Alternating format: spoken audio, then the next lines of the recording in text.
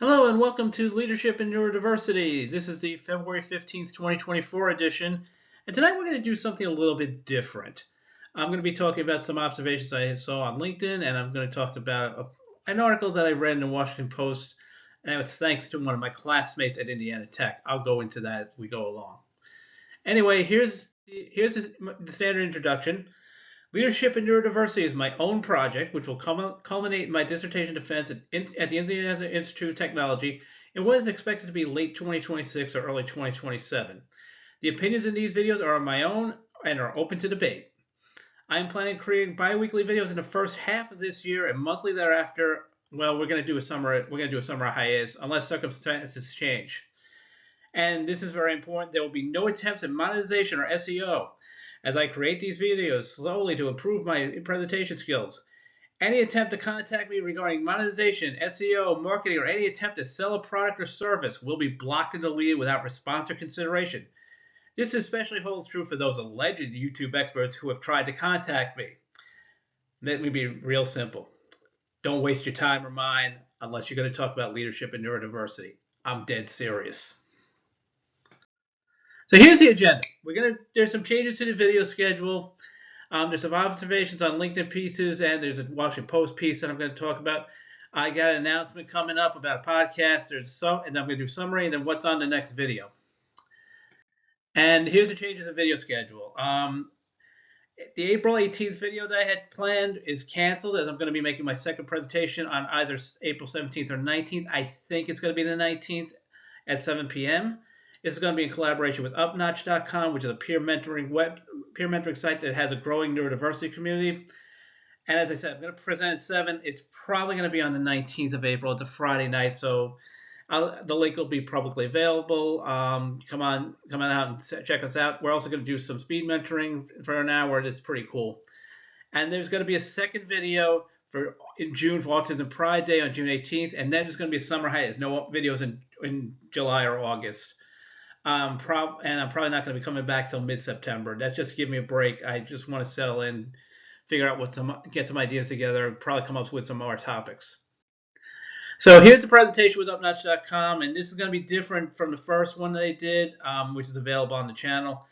I'm going to discuss my 10-year anniversary when I started to work with Specialty Sterna. I wrote an article about it on LinkedIn. And all three of these are going to be based off of articles that I have written or will be writing.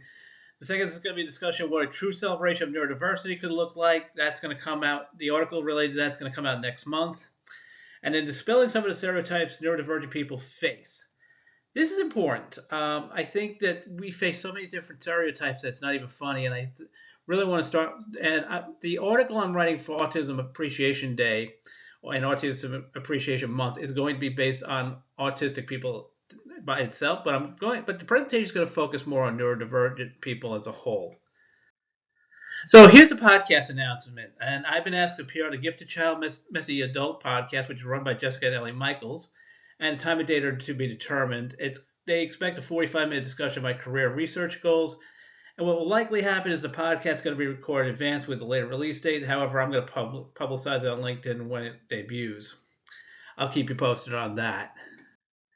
And why the presentation and podcast? Well, really simple. It's mutual public relations benefits for both upnotch.com and the podcast, as well as the Leadership and Neurodiversity project.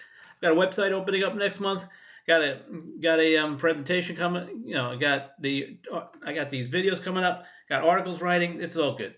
And the podcast will help lead into the opening of leadershipandneurodiversity.com website.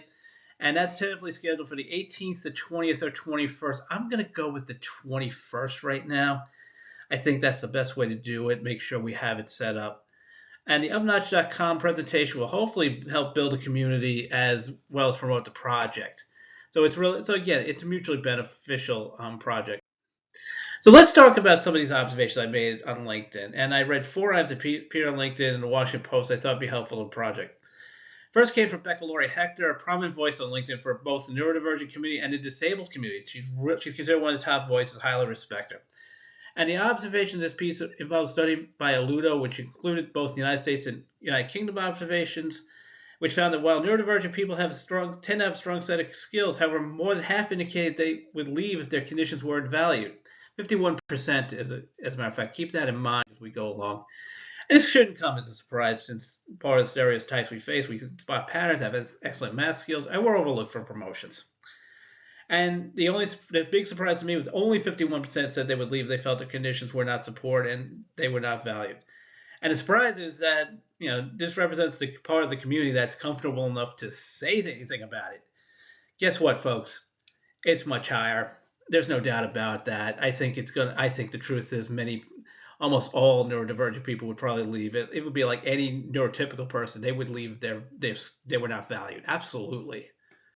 Okay, so the second piece was posted by Matt Henry, which considered the rising rejection rate of job applications for people who disclose their disabilities. And the second part of that discussed how neurodivergent people had to settle for jobs that were beneath their abilities. One person was quoted saying that he couldn't be blamed for doing the jobs that most people leave behind after high school because that's all he's being considered for.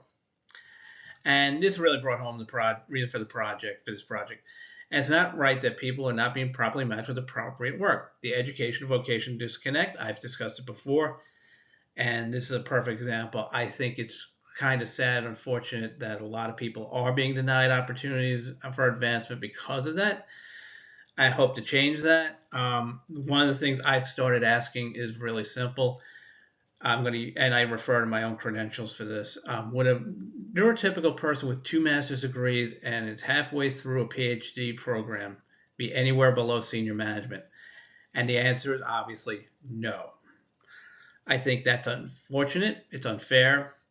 I'm not blaming, I don't blame my firm for what's going on. They are fine. They get it. We're making changes. We're going to make some progress this year, and hopefully things will be working a lot better next year. Again, not anybody's fault at my current firm. However, I do think, and they really encourage me to post these videos anyway. So I think it's good that they do so. Other people I've seen on LinkedIn are in similar situations. Unfortunate, but hopefully this program will help make some changes on that. So the third piece was posted by Eric Endlich and shared by Robert Schmuss. The piece was about how more and more colleges and universities are developing support systems for neurodivergent people. It's important to recognize that this also includes people in other parts of the world. It's not just the United States. So there's a list. I'm going to give you a link to that later. And I knew it was better at that level, but it doesn't translate into entering the workforce because, as we just saw in the last slide, people are not being considered for appropriate jobs. So I hope the schools do better. I want to see more. I appreciate what they're doing, but let's work with the companies and make the opportunities available. I think if that can happen, that's going to really improve the neurodivergent community's hiring chances, and I think that will help reduce the astronomical unemployment rate. So the fourth item is an article written by Carla Miller that appeared in the July 6, 2023 edition of the Washington Post. This was given to me, the link was given to me by a classmate at Indiana Tech. His name is Brian Hickam. He works in the library. He's a classmate of mine in the program. He helps students with the PhD projects. He's been great to me. He's given me a lot of material in the last couple of weeks alone. And I just wanted to give him a shout out here. So it concerned a manager who employed an autistic person who was trying to earn a promotion. However, the person couldn't learn the necessary skills. Ms. Miller advised that clear instructions should be given to the employee, or accommodations might be an option. However, if the employee took legal action, like an ADA complaint to the EEOC, or an Americans with Disabilities Act complaint to the Equal Employment Opportunity Commission here in the United States, the manager could at least show that they tried.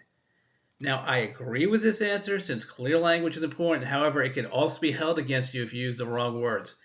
And this is a perfect time to discuss something that happened 2 years ago to me. This is one of the things that drives me in this project. I completed my second master's. I made it clear I wanted a promotion. I made it clear. I was denied opportunities. I was told on February 15th, 2022, in clear language that I would never be promoted regardless of what I did. And I'm not going to go any further. I didn't take any action. I left the company. I can tell you though that if it had gone much longer, I would have gone to the EEOC. And this is what drives me in this project. This is what makes things happen. This is what makes me want to do this project, because unfortunately there is discrimination. There is a lot of stuff that's going on behind the scenes, and it needs to stop. And I'm coming out. I've told my story publicly, and I know that it doesn't matter anymore, because the people that did the discrimination no longer work there, because the department was dismantled last year. So you know, it's one of those things, and I realized that I could have taken action earlier, and I probably would have been better off. This had been going on for several months, and that the email that was sent on that date, and I had a meeting the day before with these managers, really, really motivates me in this project. It really drives me, because it's something where I want to turn a negative like that into a positive. Okay. Now, the first three items that I mentioned today are available on my feed on LinkedIn. The fourth is available at the link I provide here. I'll provide it in the description on the channel. Okay, so here's a summary. There's a second presentation of podcasts in the works that will promote this project. And there are 3 posts on LinkedIn that made me think about things. 1, despite our skills, we still as a whole are not valued for our talents and conditions. 2, more disabled people will be denied opportunities to work if they disclose their conditions, and the job they do find tend to be of lower value than their skill sets. Educational vocation disconnect, I agree. This is proof of it.